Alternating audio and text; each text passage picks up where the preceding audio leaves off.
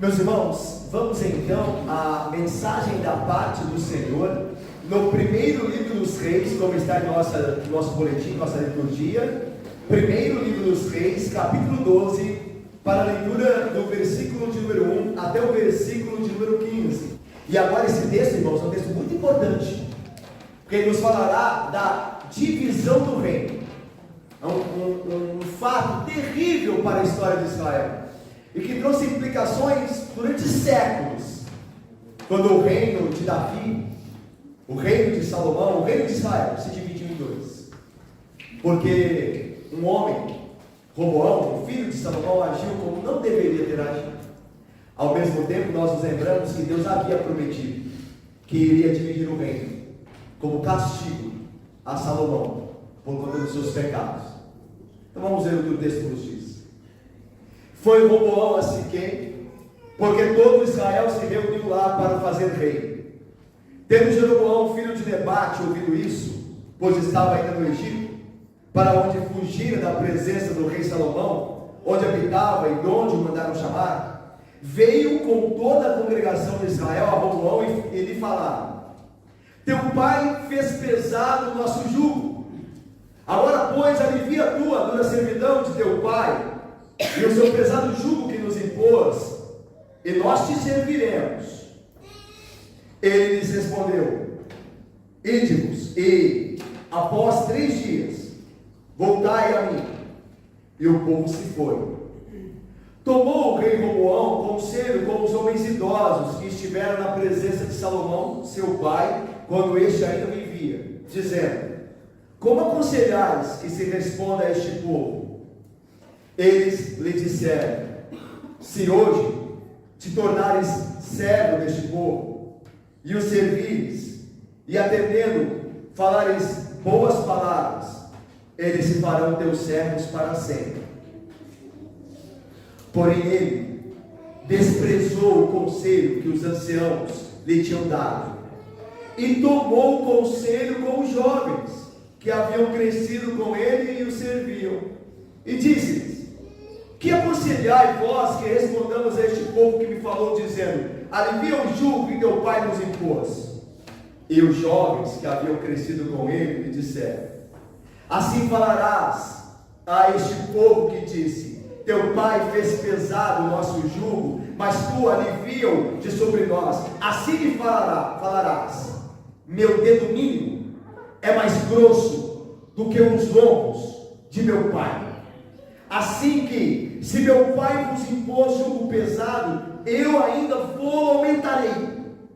Meu pai vos castigou com açoites, porém eu vos castigarei com escorpiões. Veio, pois, Jeroboão e todo o povo ao terceiro dia a Roboão, como o rei lhes ordenara, dizendo: voltai a mim ao terceiro dia. Dura resposta deu o rei ao povo, porque desprezaram o conselho que os anciãos lhe haviam dado, e lhe falou segundo o conselho dos jovens, dizendo: meu pai fez pesado o vosso jugo, porém eu ainda o agravarei. Meu pai vos castigou com açoites, eu porém vos castigarei com escorpiões. O rei, pois, não deu ouvidos ao povo, porque esse acontecimento vinha do Senhor, para confirmar a palavra que o Senhor tinha dito por intermédio de Aías, o silonita, a Jeroboão, filho de Nebate. Vamos orar? Mais uma vez pedindo ao Senhor agora que nos abençoe. Ó Deus santo e bendito, tua palavra foi lida. Ó Deus, dá-nos ouvidos e um coração, ó Pai, que atenda ao conselho que vem do Senhor, ao conselho que vem da verdadeira sabedoria, ao conselho que vem do Senhor Jesus Cristo. Ó Deus, que nós saímos mais sábios, mais crentes, mais piedosos, mais arrependidos, depois de ouvir a tua palavra, Deus, nesta noite. Assim abençoa-nos, em nome do Senhor Jesus Cristo, a verdadeira sabedoria, com perdão dos pecados. Amém. Os irmãos se lembram que Salomão, no final do reino dele, pegou uma para o Senhor, porque se juntou a mulheres pagãs e adorou juntamente com elas os falsos deuses, certo? Nós vimos isso alguns domingos atrás. E Deus disse a Salomão: porque você me deixou, porque você me abandonou, agora eu levantarei inimigos contra ti e contra o teu reino. E como nós vimos alguns domingos atrás, alguns textos atrás, nesse primeiro livro dos reis, nós vimos que Deus começou a levantar inimigos contra Israel, fora do reino e dentro do reino. E o inimigo dentro do reino que Deus levantara contra Salomão foi Jeroboão. E no último sermão nós vimos porque Jeroboão se tornou para Salomão o inimigo. Nós vimos que Jeroboão era um homem que era israelita, pertencente à tribo de Efraim, e que esse homem era dotado de habilidades, dotado de inteligência, esse Jeroboão. E a Bíblia diz que Salomão, percebendo isso nele, as qualidades dele, as virtudes dele, o colocou sobre a administração dos serviços do rei. Jeroboão ficou responsável em ajudar Salomão na obra do rei, e ele se destacou nesta obra. Mas diz o texto bíblico, relembrando aqui, que Jeroboão, certa feita, caminhava por um local deserto e veio ao seu encontro o profeta chamado Aías. E esse profeta, no ato simbólico, pegou a capa com a qual estava, retirando, a partiu em 12 pedaços, entregando desses 12 pedaços, 10 a Jeroboão, retendo 2. E disse a Jeroboão: o reino Deus dividiu, Deus tirou o reino de Salomão e te dará 10 tribos. E então Jeroboão ficou com aqueles 10 pedaços da veste do profeta e se foi. O texto posteriormente diz que Salomão ficou sabendo disso, que Deus havia dito a Jeroboão por meio do profeta que o reino dele seria repartido com Jeroboão. E a Bíblia diz que Salomão começou a procurar matar a Jeroboão. Então a Bíblia também diz que Jeroboão fugiu para o Egito e foi ali recebido pelo faraó e ficou durante um tempo ali.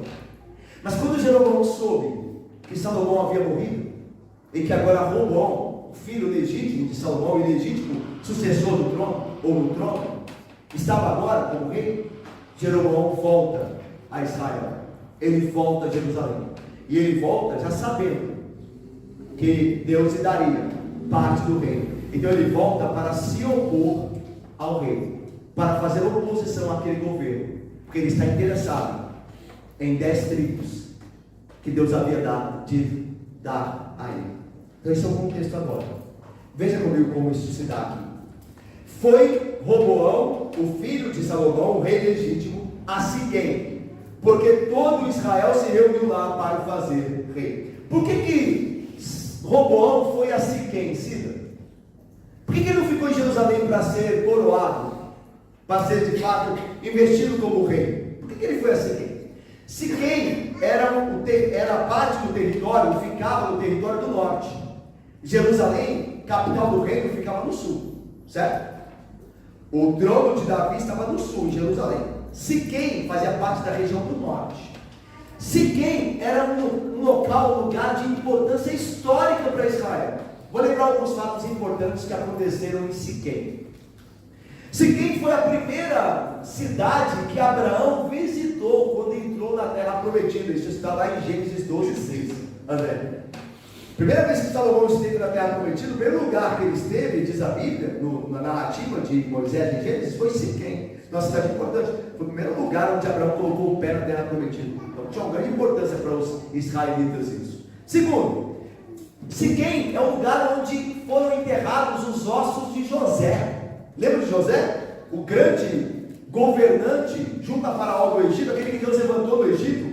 Ele disse ao povo, quando estava indo no Egito cativo: quando vocês forem embora daqui, quando Deus tirar vocês daqui, levem os meus ossos, para que sejam enterrados lá. E enterraram os ossos de José em Siquém, como diz lá no texto de Josué, capítulo 24, versículo 32. Josué, lembra o líder que Deus levantou no lugar de Moisés? Ele renovou a aliança com Deus, juntamente com o povo, quando entra na terra prometida, em Siquém. Quando Josué entra na terra prometida, ele faz um culto em Siquém, onde a aliança de Deus com o povo é renovada. E posteriormente, Siquém se tornou a capital de Israel, o local de adoração de Israel, antes de Jerusalém. Depois que Davi passou a ser Jerusalém. Mas antes de Jerusalém era Siquém. Então veja, a importância de Siquém para Israel. Então isso faz com que nós entendamos por que Roboão foi a Siquém para ser consagrado rei. Mas outra coisa importante também, Roboão era do sul, fazia parte, filho de Judá, da tribo de Davi, filho de Davi, Davi era o avô dele. Então ele era aceito, muito bem aceito no sul, certo? Porque o sul era a casa real, era a terra da casa real. No norte, ele precisava ganhar o norte. É que nem político, já viu quando chega a época de eleição? Quando eles têm já uma cidade que já todo mundo vai votar dentro, o que eles fazem geralmente? Eles visitam a cidade onde eles não têm ainda eleitores, para ver se ganham, se capitalizam o voto, certo? Então o político tem essa, ele vê, aqui essa região aqui eu não preciso visitar, porque eles estão comigo. A gente tem que visitar essas regiões aqui, porque ali eu tenho pouco voto, eu posso ter que ganhar mais voto ali. Então essa é a ideia aqui de Roboão. O sul já era a casa dele, ele tem que ir ao norte, para que o reino fique unificado, para ele mostrar que ele mora no sul, mas ele não dá preferência ao sul, ele também dá preferência ao norte, como é próprio dos políticos. E veja, a princípio está errado nisso. Só estou mostrando como Roboão pensou em fazer de Siquém o local onde ele seria de fato consagrado rei. E aí diz o texto, então, visto isso, olha só, o texto diz que ele foi então a Siquém, porque todo Israel se reuniu lá para fazer rei, para o coroá. E quem que foi também a Siquém? Jeroboão. Lembra de Jeroboão? Olha o versículo número 2. Tendo Jeroboão, filho de Nebate, ouvido isso, ouvido que Roboão estava em Siquém, pois Jeroboão ainda estava no Egito, para onde fugira da presença do rei Salomão, onde habitava e onde mandaram chamá-lo, veio Jeroboão com toda a congregação de Israel a Roboão e lhe falaram. Então veja, Roboão está em Siquém, e Jeroboão, que estava no Egito, fica sabendo que não só Salomão faleceu, mas que Roboão irá a Siquém para se fazer rei. E agora ele vê nisso uma oportunidade política de dividir o reino e ter aquilo que lhe fora prometido, as 10 tribos. Então ele sai do Egito. Nós vimos isso no último sermão que nós tivemos em 1 Reis, que o Jeroboão pede a Faraó para que deixe ele ir, porque ele quer voltar para a terra dela, mas ele já está com interesse lá nas 10 tribos, em fazer oposição ao governo de Roboão. E ele agora se encontra também lá em Siquém. E veja como ele quer fazer oposição. Olha o versículo de número 4. Olha o que diz Jeroboão junto com o povo. Vamos ler juntos? Leiamos. Teu pai fez pesado. Agora, pois, alivia todas as lutas servidão de teu pai, e o seu pesado jugo que nos impôs, e nós te serviremos. Meus irmãos, isso aqui parece, isso soa como uma primeira rodada de negociações trabalhistas, não é? Os funcionários, os operários vão se reunir lá com o chefe para ver as condições de trabalho. Então, nós vamos te servir, só temos esses direitos, isso aqui, né? Pense só aí, olha, falamos aqui em nome das tribos, né? Exigimos melhores condições de trabalho, imaginemos, né? Melhores salários, impostos mais baixos, mais dias de férias. Então, mais ou menos isso que Jeroboão está defendendo ali, está se opondo ao governo de Roboão para ter aquilo que ele deseja ter. Mas será que Salomão era um tirano de fato? Porque Roboão disse: teu pai impôs jugo pesado sobre nós. Jeroboão está falando de Salomão, que era pai de Roboão. Será que Salomão foi um tirano? Foi alguém terrível mesmo? Bom, irmãos, nós cremos aqui que as queixas de Jeroboão eram pelo menos em parte propaganda política, tá? Embora 1 Reis descreva os projetos de construção de Salomão, os grandes projetos, né? E as pessoas que estavam envolvidas com isso, como ele colocou essa carga sobre o povo, o livro de 1 Reis nunca afirma que o governo de Salomão foi um governo de opressão, que ele teria levado o seu povo e tratado como cativos, como escravos. Nenhum lugar da Bíblia diz isso. Sim, foi um tempo de muito trabalho, muita carga, mas nenhum lugar da Bíblia diz que Salomão foi um rei tirano, um rei maldoso. Nenhum lugar. Além disso, nós devemos considerar as fontes dessas palavras que nós vemos aqui. Jeroboão é que está conduzindo tudo aqui, e ele está fazendo um jogo político. Ele está tentando provocar um conflito entre o povo e o governo. Portanto, é normal que ele critique o regime antigo. É normal que ele critique o regime antigo e o atual. Porque ele quer um lugar. Isso é muito próprio da política, nós sabemos. Né? O concorrente nunca pode estar feliz com o governo atual, porque senão não tem lugar. Certo? Então a ideia aqui é que Jeroboão nunca jamais afirmaria estar completamente satisfeito. Né? Aliás, geralmente, que trabalhador diz estar satisfeito com a sua carga de trabalho e com o seu salário, que está super satisfeito? Geralmente é o contrário. Né?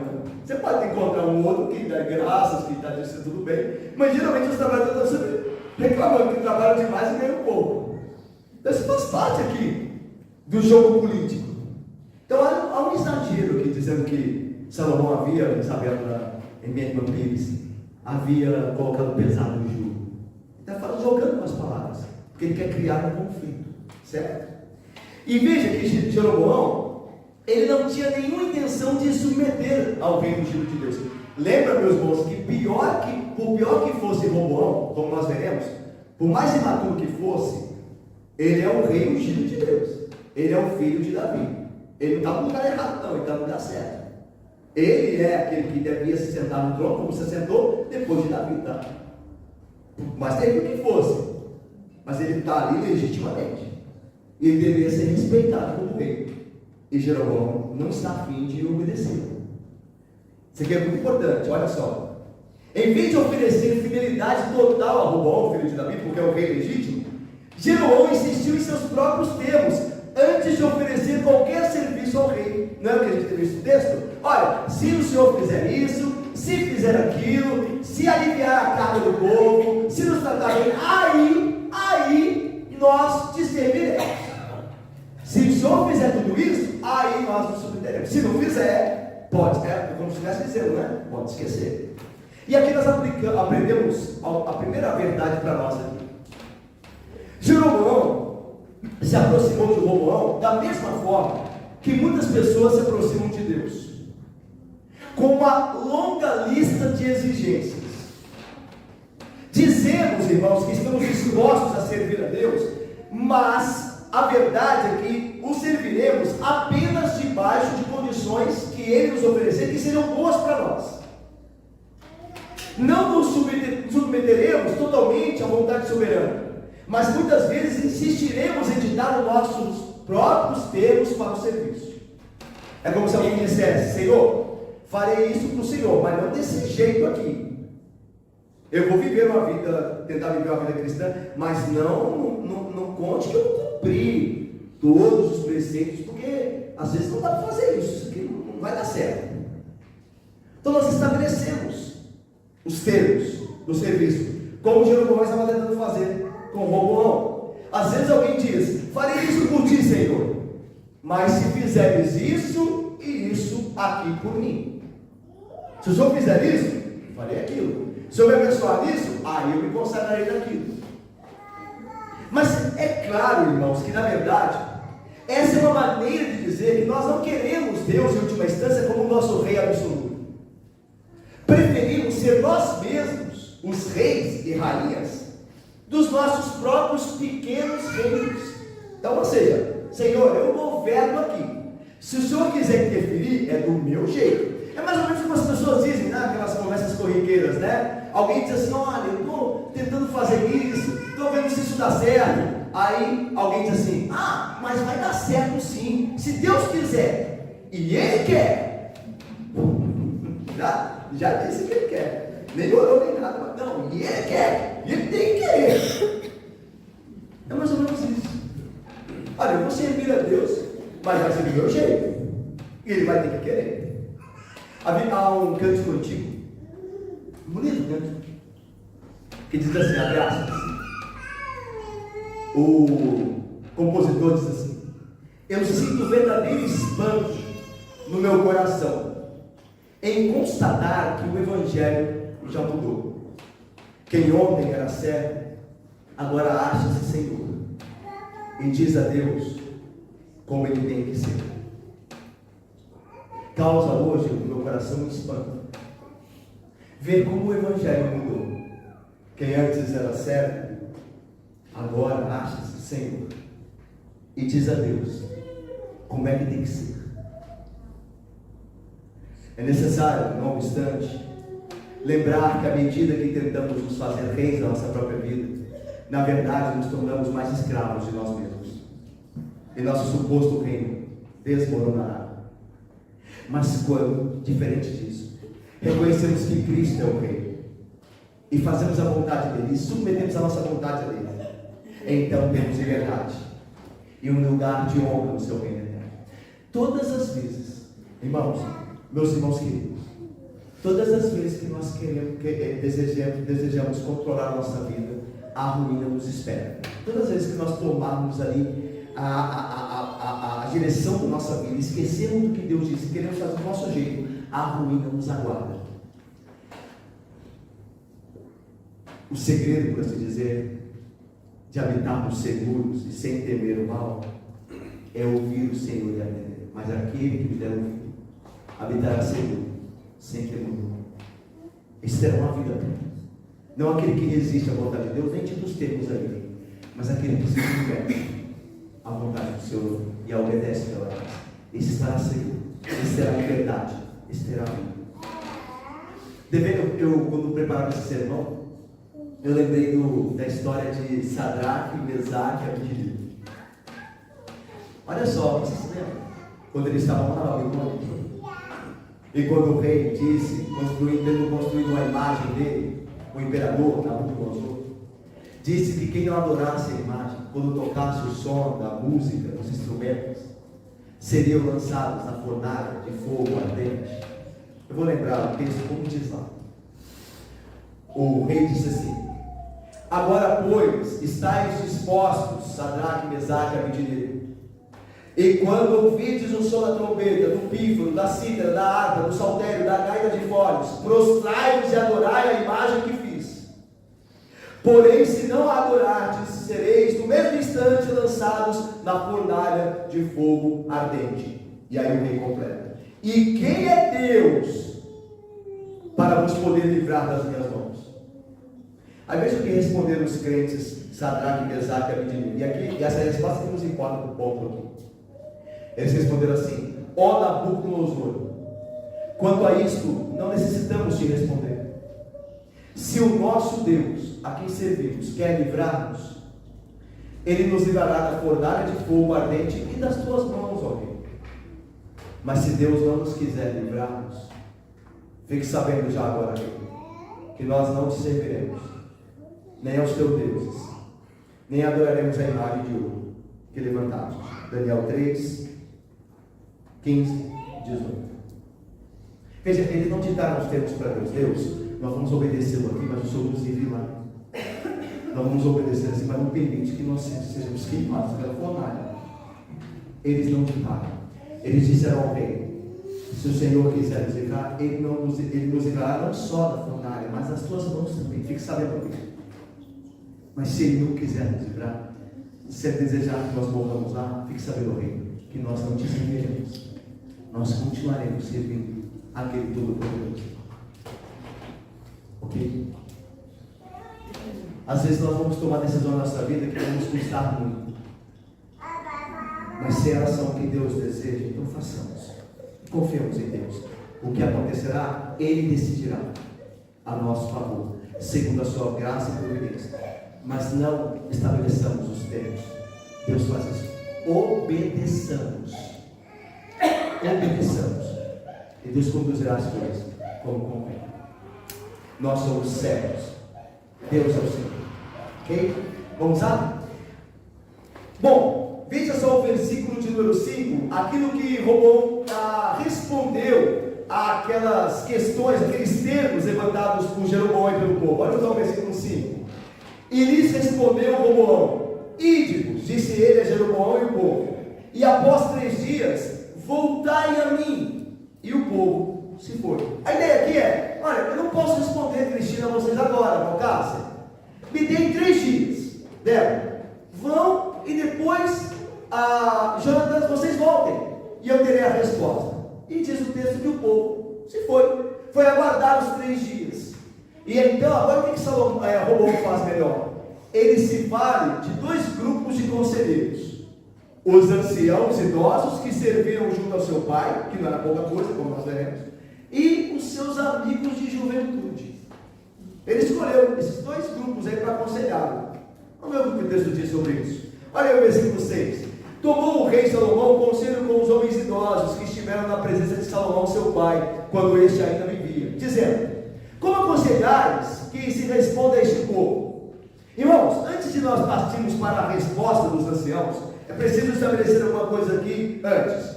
Esses homens, esses anciãos, eles não eram quaisquer homens. Eles eram os anciãos de Israel. Roboão, agora nesse momento aqui, tinha por volta de 41 anos de idade, quando ele começa a reinar. 41 anos de idade. Mas esses homens aqui eram mais velhos do que Salomão era na época. O que significa que esses homens anciãos, que ele consulta primeiro, haviam tido todas as oportunidades para aprender da vida. Irmãos, é verdade que a velhice não faz necessariamente, não faz ninguém sábio, só velhice. Ok? Porque você talvez conheça idosos que são tolos, que parecem crianças. E tem, infelizmente. E é feio. Não tem nada de honra nisso. Pessoa de idade querendo parecer meninão, não tem nada de honra nisso. É vergonhoso. Aliás, um pastor de certa feita disse muito bem como isso fica feio. Ele usou a seguinte ilustração: é bonito ver um bebezinho com fralda, não é? Um nenenzinho de fralda é bonito, não é? Tentando andar ali, dando os primeiros passos, caindo, engatinhando, é uma gracinha. Mas um idoso com fralda geriátrica é bonito? Não é. Por quê? Porque não é coisa de idoso, é coisa de bebê. Então, assim, como nós envelhecemos, nós vamos pedir graça a Deus para entender o nosso lugar, quem nós somos. Pelo contrário, não ficaremos. Então, nem todo idoso é sábio, mas ordinariamente é, porque tem mais experiência. E se for piedoso, se for crente, como era o caso desses idosos, melhor ainda. Porque não só são crentes e vivem com o Senhor, e viveram com o Senhor durante anos, tendo isso como experiência, como também tem a idade a pesar a favor deles. Ok? Esse é o ponto aqui. Esses homens então não eram pessoas quaisquer, eles tiveram muitas oportunidades para aprender. Salomão, pai de Roboão, parece que o filho não aprendeu muito com o pai, né? Disse o seguinte, Salomão, no seu livro de Provérbios, abre aspas: coroa de honra são os cabelos brancos, quando se acham no caminho da justiça. Interessante, né? Os cabelos brancos são a coroa de honra, quando se acham na justiça. Quando o idoso é piedoso, é uma coroa de honra, a sua experiência, a sua longa idade, seus cabelos brancos. Portanto, nós agimos com sabedoria quando ouvimos pessoas mais velhas.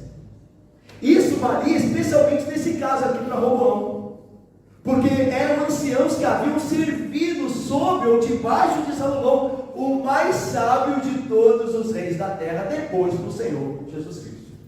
Então imagina que privilégio Roboão tinha. Homens piedosos, homens idosos e experientes, e que tinham servido com nada mais nada menos Salomão, o homem mais sábio da terra. Ou seja, certo, vamos ouvi-los.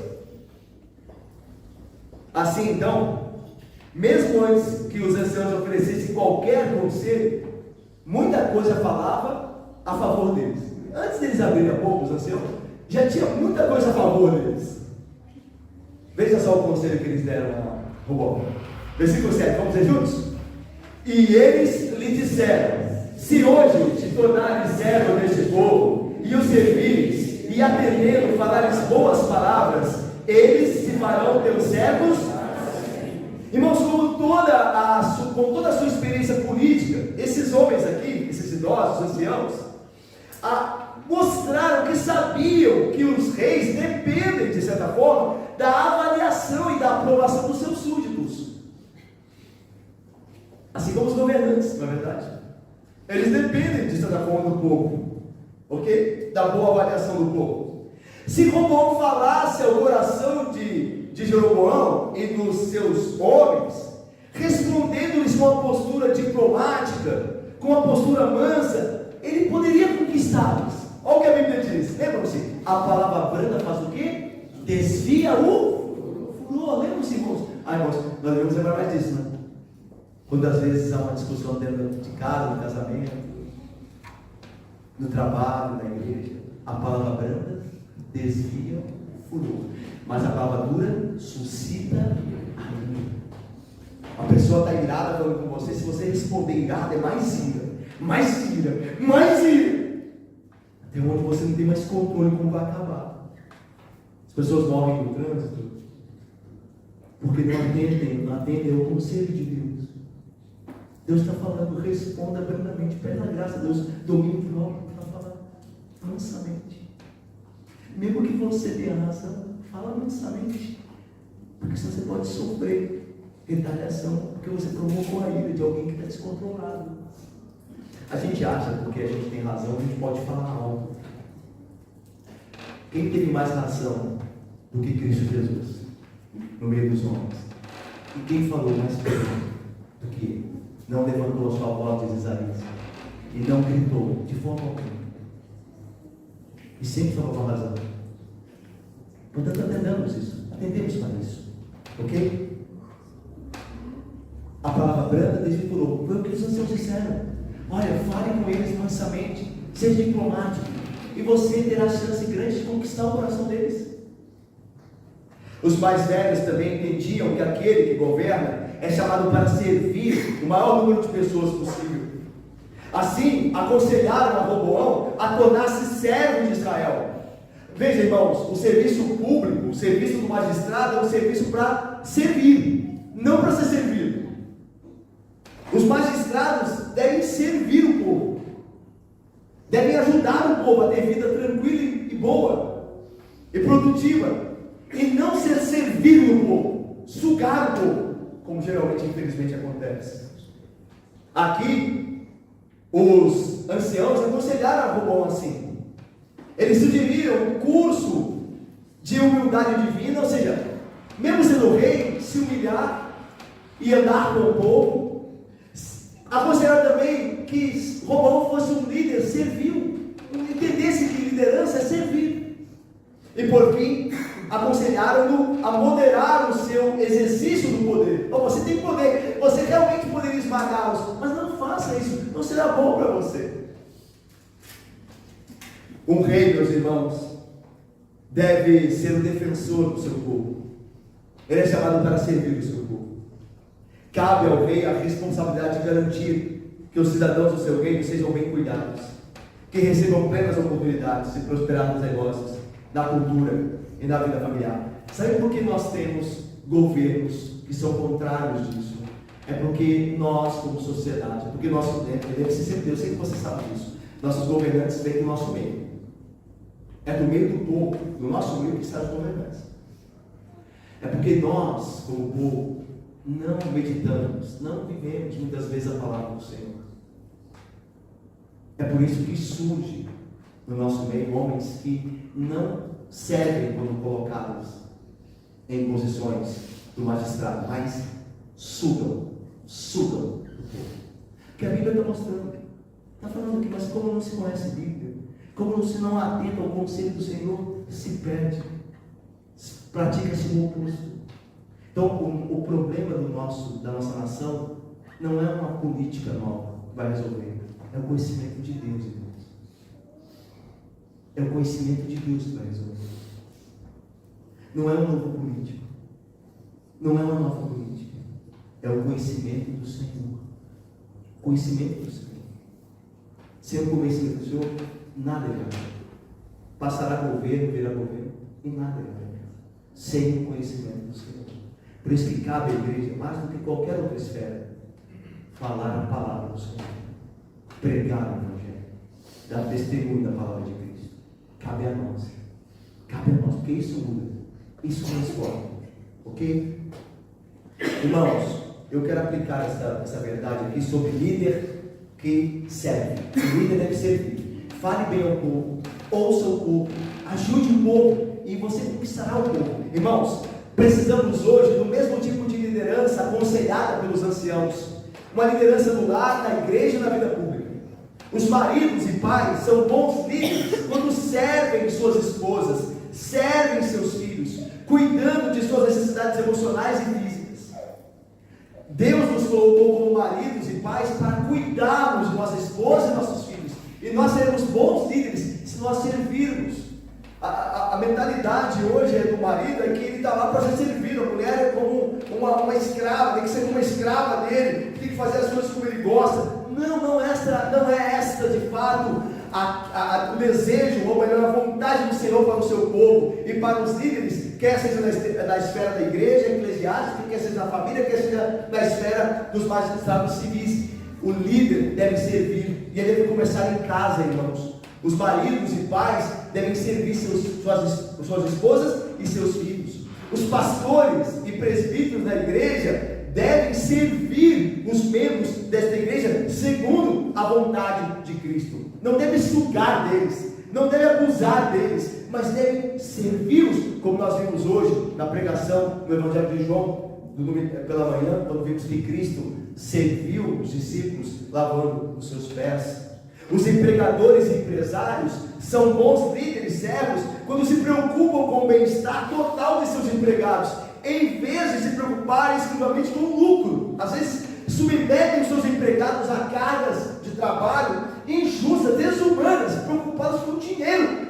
Eles são péssimos líderes. Eles devem estar preocupados com a saúde dos seus funcionários, porque nós sabemos, isso já tem sido dito pelos estudiosos dessa área. Funcionários que têm melhor saúde, que são mais bem cuidados, trabalham mais, produzem mais. A Bíblia ensina isso também. Portanto, meus irmãos, líderes servos se dedicam com toda a sua energia para abençoar as pessoas as quais são chamadas para servir, até mesmo ao ponto de sacrificar-se sua própria segurança e prosperidade em prol destes. Essa é a verdadeira grandeza do reino de Deus, como disse o Senhor Jesus Cristo: quem quiser tornar-se grande entre vós, será esse o que o sirva. Mateus 20, 26. Para os seguidores de Cristo, a oportunidade de liderar é sempre uma oportunidade ainda maior de servir. Isso aqui é importante. Para nós, irmãos, a oportunidade de liderar é sempre uma oportunidade maior de servir. Não de se servir, mas de servir. Então, quando Deus te colocar num cargo superior, lembre-se disso. Essa oportunidade traz uma oportunidade maior ainda. Não de se servir, mas de ajudar, de servir. Mas Salomão, infelizmente, desprezou o conselho dos anciãos sábios. Olha o texto diz, versículo 8. Porém, ele desprezou o conselho que os anciãos lhe tinham dado, e tomou o conselho com os jovens que haviam crescido com ele, e o serviram. E o serviam. E disse-lhes: que aconselhais vós, que respondamos a este povo que me falou, dizendo: alivia o jugo que teu pai nos impôs. Irmãos, esses jovens aqui que o texto diz, eram contemporâneos de Roboão, certo? Aqui, a ideia de jovens aqui eram os companheiros da juventude, ou seja, aqueles que eram seus amigos de infância, que cresceram com ele, certo? Eles não eram tão jovens, né? Porque se Salomão tinha, como tinha, por volta de 41 anos, Roboão, melhor dizendo, né? Roboão tinha por volta de 41 anos quando subiu ao trono, que é o caso aqui. Os seus amigos de infância têm entre 30 e 40 anos, ok? Claro, não eram jovenzinhos, mas também não são idosos, certo? É com estes que Roboão foi pedir conselho, tá? Para ver, interessante aqui, para ver o quanto Roboão se identificava com eles, basta observar no versículo 9 o pronome que Roboão usa, melhor dizendo. Olha aí, versículo 9. E disse-lhes: que aconselhais vós que nós respondamos, né? O respondamos aí inclui obviamente o nós, a este povo que ele falou. Então o pronome aqui é o nós. Quando o Romão fala aos anciãos, ele diz assim: o que vocês acham que deveria ser respondido? O que vocês acham? Mas quando ele fala com os jovens amigos deles, ele diz assim: o que nós vamos responder? Então já está claro que ele está inclinado a fazer o que os amigos vão dizer, porque ele se envolve com os amigos, não com os anciãos. Eles, vocês aí digam o que vão responder.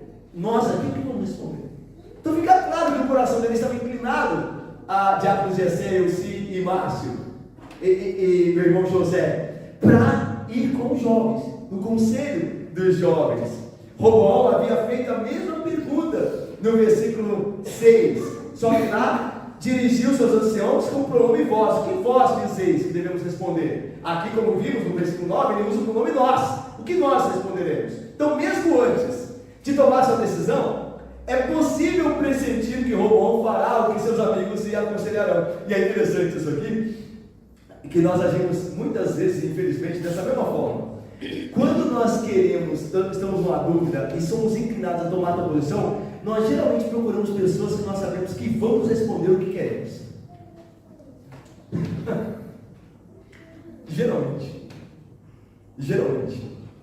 Nós já vamos procurar a pessoa que a gente sabe que pensa como a gente. Porque a gente já decidiu o que fazer. A gente não vai mudar. A gente não quer saber mesmo o que Deus pensa. A gente já decidiu. Só que para não parecer que a gente decidiu sozinho e tudo mais, a gente vai para um conselho de alguém. No conselho de alguém que pensa exatamente como a gente pensa. A gente já sabe. E é isso que Roboão está fazendo aqui. Ele já está mostrando que ele está inclinado a atender o conselho dos jovens que cresceram com ele. E é interessante também notar que em nenhum momento, isso aqui é significativo, em nenhum momento Roboão orou a Deus. O que é o correto aqui? Correto? Era entendido assim ao povo: vocês vão lá 3 dias, esperem, e depois eu darei a resposta. E aí o texto dizer: então Roboão orou ao Senhor. Ele orou, Senhor, porque ele já sabia o que era. Ele procurou gente que pensava como ele. E se eu lhes falar uma coisa, uma aplicação sobre isso aqui, que eu acho uma aplicação muito importante hoje. Muito importante hoje.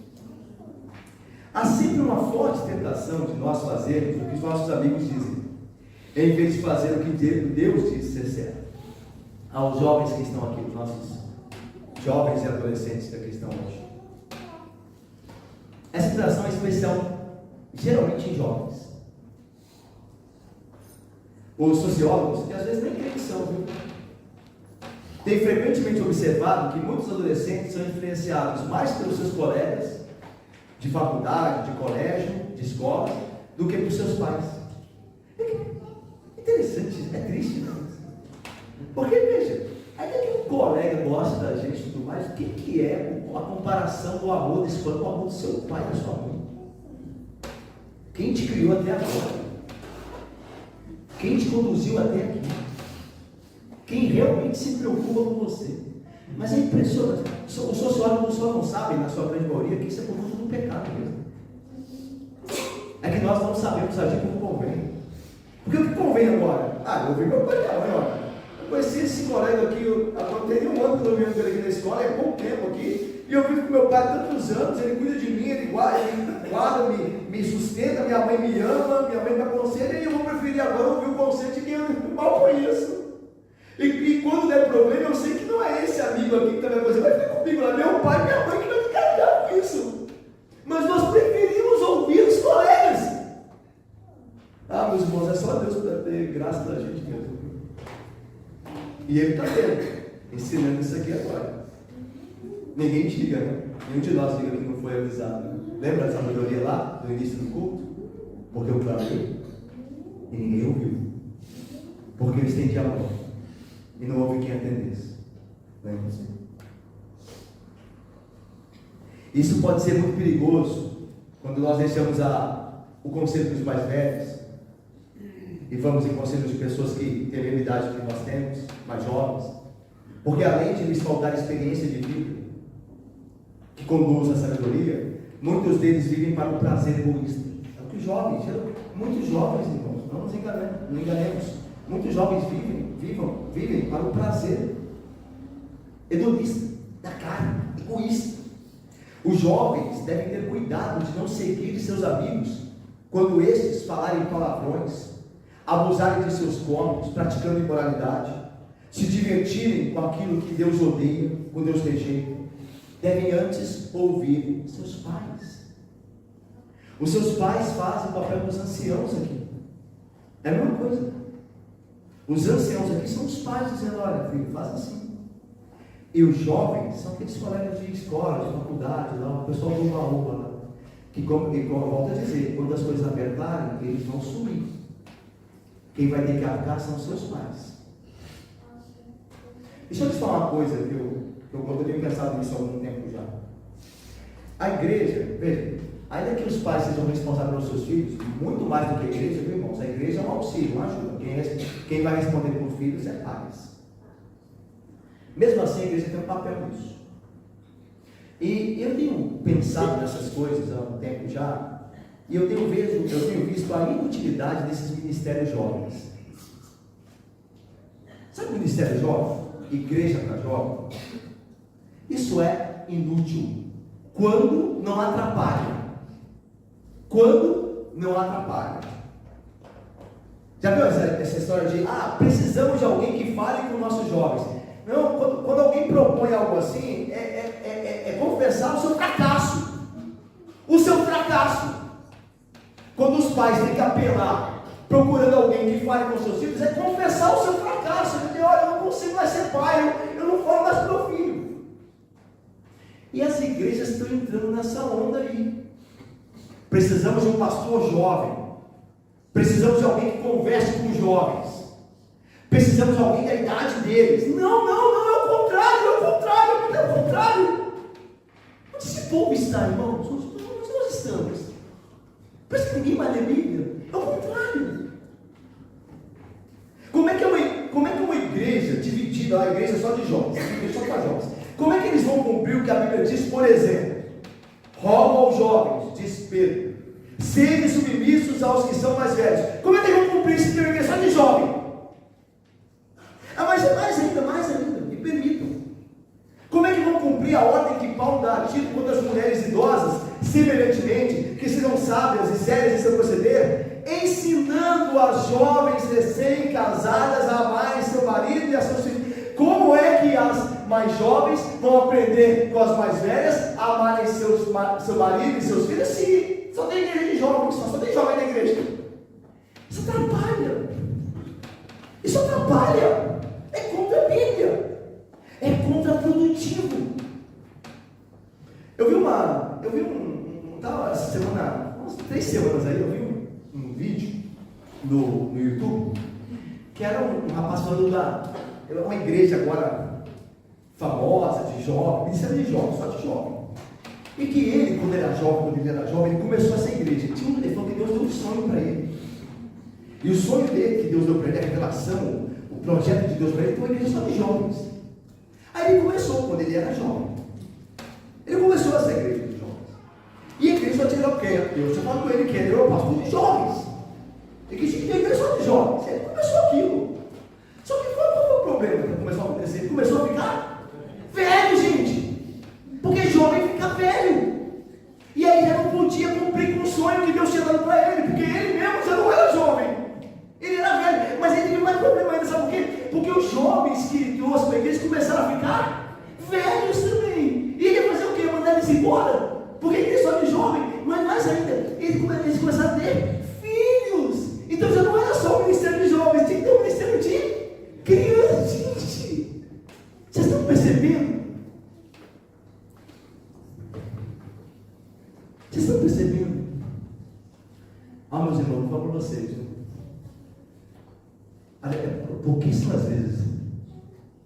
Pouquíssimas vezes eu me reuni num lugar que só tinha jovens e eu saí de lá satisfeito. Olha, deixa eu pensar bem, eu acho que eu vou me perder. Pouquíssimas vezes. O que eu vi foi infantilidade, imaturidade. Foi o que eu vi. Isso não funciona. biblicamente não funciona.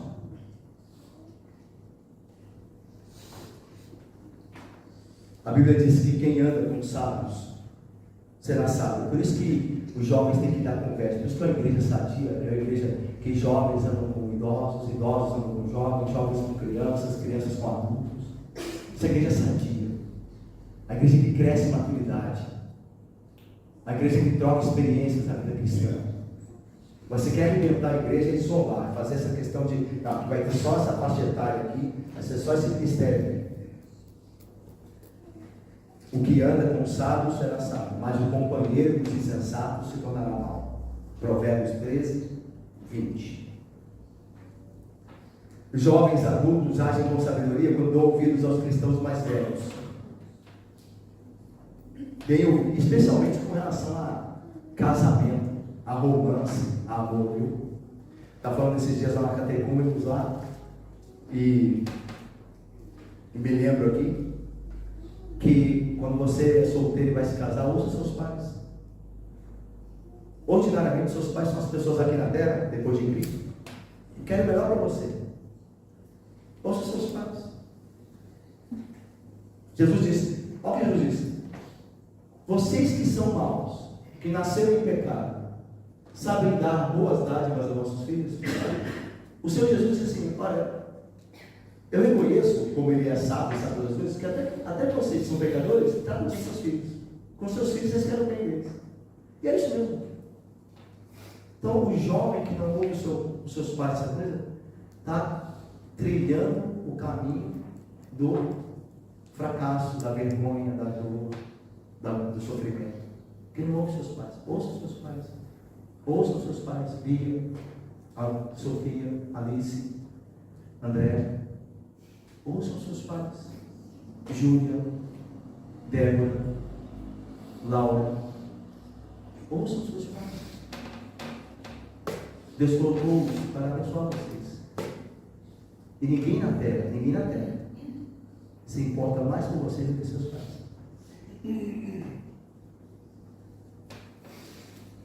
Vamos caminhar aqui?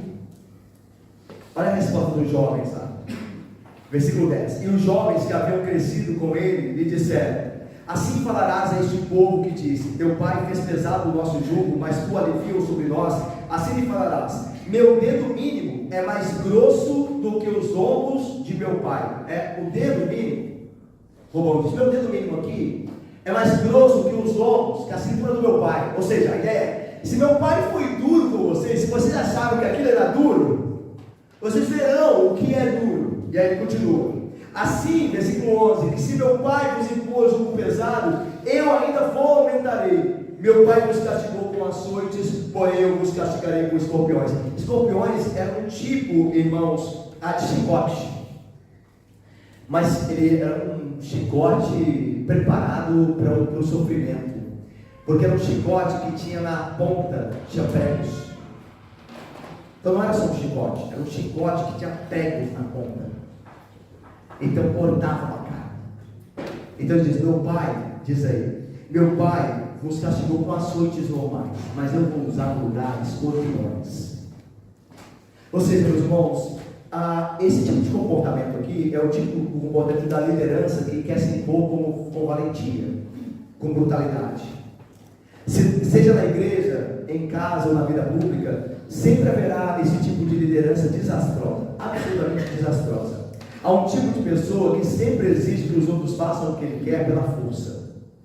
Se necessário, ele recorre a abusos verbais e até mesmo os físicos para forçá-los a fazer sua vontade. Infelizmente, irmãos, infelizmente, há maridos que são grosseiros, são brutos com suas esposas. E às vezes, em alguns casos, não todos, mas em alguns casos partem para a violência mesmo. Há pais que não sabem ser amorosos com seus filhos.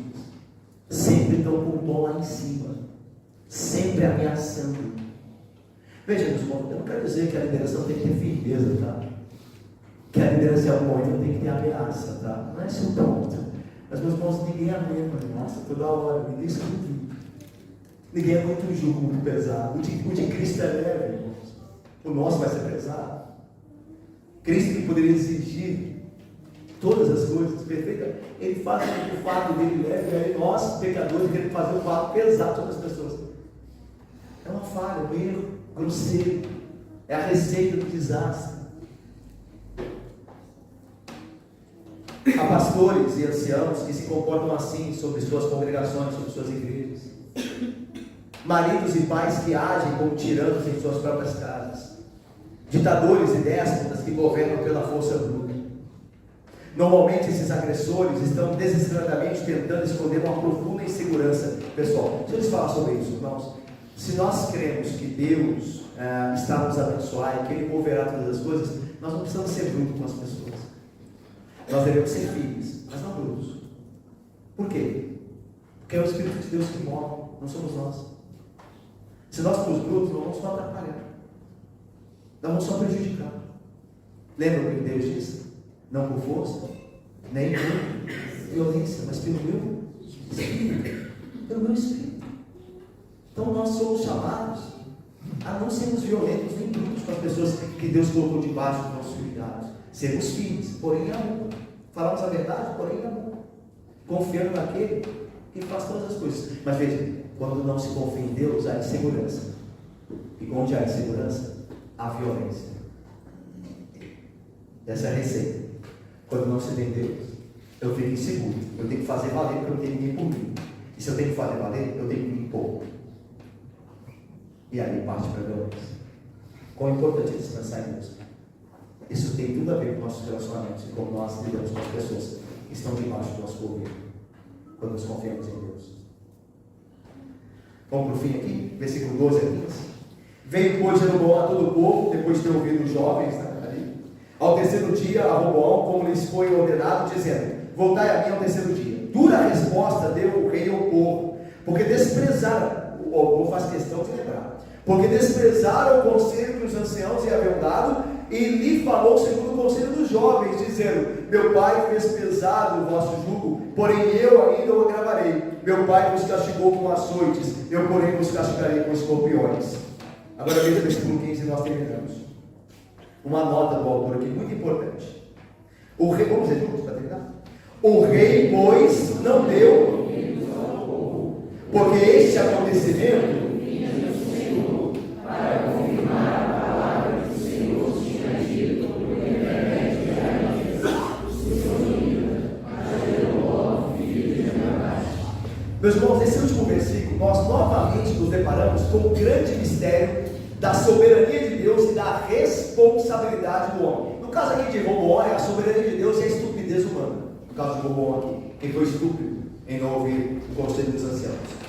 Mas veja aqui novamente nós temos a tensão entre soberania divina, aquilo que Deus estava fazendo por meio de Roboão, e a responsabilidade humana, aquilo que Roboão fez e que traria todas as consequências da divisão do reino. Irmãos, eu termino com a última aplicação. Deus havia dito a Jeroboão que ele governaria sobre 10 das 12 tribos de Israel. Agora, graças à sua escolha imprudente, a de Jeroboão, a promessa de Deus se tornaria realidade, certo? Porque Deus falou mesmo que ia dividir o reino, que 10 tribos iam ficar com Roboão, certo? Deus falou, é a soberania de Deus, está decidido. E pela ignorância, pela tolice de Roboão, isso está acontecendo. Deus está cumprindo a palavra dele, ok? Essa série de acontecimentos foi provocada pela vontade deliberada de Deus, porque Deus falou que ia acontecer antes de acontecer. Então está acontecendo porque Deus assim desejou e estabeleceu. Como Spurgeon, Charles Haddon Spurgeon, o antigo pastor batista, diz, abre aspas, Deus não tinha nada a ver com o pecado ou a loucura de Roboão, mas de alguma forma que nós nunca podemos explicar, de uma maneira misteriosa em que devemos confiar sem hesitação, Deus estava por trás de tudo. Ou seja, a loucura de Roboão em preferir o conselho dos jovens do que dos anciãos, Deus não tem nada a ver com isso. A loucura é dele. O erro é dele, mas Deus está por trás de tudo isso de uma maneira misteriosa. Como é que Deus usa isso? Eu e você não sabemos explicar, mas nós sabemos de uma coisa: Ele usa. Olha só o que diz o Salmo: pois até a ira humana, ó Deus, há de servir-te, e do resíduo das iras o Senhor se veste. O que significa? Deus usa até o pecado da ira humana para cumprir com os seus planos. Ele se veste do resíduo das iras. Isso serve a ele de alguma maneira misteriosa. Eu termino com um ensino que, olha, sinceramente, irmãos, me consola muito a alma, eu creio que de vocês também.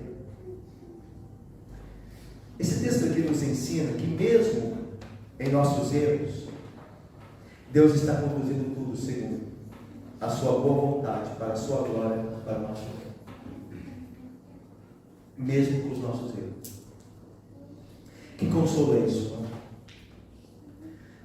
A vontade de Deus é boa, perfeita e agradável. E ela é poderosa. E ela se vale até mesmo das nossas atitudes erradas, do nosso comportamento passado, que traz às vezes tanta dor. Ele se vale disso para a glória dele e para o nosso bem futuro, final. Por isso, nós não devemos sofrer demasiadamente por escolhas passadas que nós fizemos, ou pecados de outrora, que nos causaram grandes males. Às vezes nós perdemos nossa paz, porque nós pensamos que por conta de um erro que nós cometemos, por conta de uma decisão infeliz, e todos nós temos nossos erros e decisões infelizes, nós colocamos o plano de Deus em risco. E agora, por nossa conta, tudo está perdido. Às vezes nós achamos demais de nós mesmos, não? Que nós somos senhores do nosso destino. Irmãos, para o nosso consolo, nada vai frustrar o plano de Deus, o bom plano de Deus, acerca de nós. Nem os nossos erros, nem as nossas atrapalhadas, nem muitas vezes a nossa rebeldia. Nada disso vai frustrar os planos de Deus, para a glória dele e do nosso bem. Ele vai continuar nos amando e vai fazer a vontade dele, utilizando-se até dos nossos erros, para a glória dele e para o nosso bem-estar futuro. Isso é de grande consolo. Se você chegou até aqui, com todos os seus erros, com todas as suas decisões, foi porque Deus assim quis. E certamente Ele está te ensinando, Ele tem te ensinado, Ele tem te transformado com tudo que você passou, segundo a soberania e providência dEle, segundo o plano dEle misterioso, que nunca é. Todas as coisas, diz Paulo, cooperam para o bem daqueles que amam a Deus. Todas as coisas. Graças a Deus, não é? Porque eu e você temos pecado, temos coisas que nós fizemos no passado que nos assombram às vezes. Mas graças a Deus, por Cristo Jesus, Ele é aquele que faz nova todas as coisas. Graças a Deus, por Cristo Jesus. Graças a Deus, nós não estamos sozinhos. Nós não estamos abandonados aos nossos erros, aos nossos pecados. Ele tem consertado todas as coisas. Vamos orar?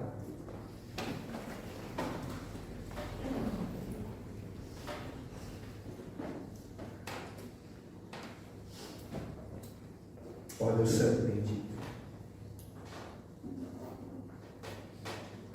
como essas coisas falam no nosso coração, Deus. Como a tua palavra, Deus, ao mesmo tempo que nos adverte, ao mesmo tempo ela é bálsamo. Ela é doce, ó Deus, mais doce do que muito mel, ó Deus, mais preciosa do que muito ouro depurado. Muito obrigado, Deus, pela tua palavra. Louvado seja o Senhor, ó Deus.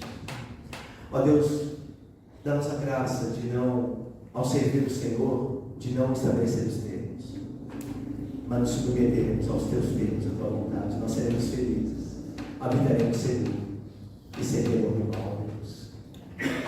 Pai, dá-nos a graça de sermos líderes que servem, quer em casa, quer na igreja, quer no estado, onde somos colocados, Pai. Que nós sejamos líderes para servir aqueles que nos foram confiados, ó Deus. Ajuda-nos. Ó Pai, ajuda-nos a dar ouvidos àqueles homens piedosos mais velhos do que nós, ó Deus.